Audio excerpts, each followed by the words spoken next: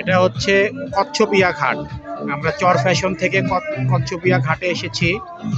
কচ্ছপিয়া ঘাট থেকে আমরা বোট যোগে চলে যাব চর পুকরি মুকরি, নারিকেল বাগান, তারুয়া বিচ।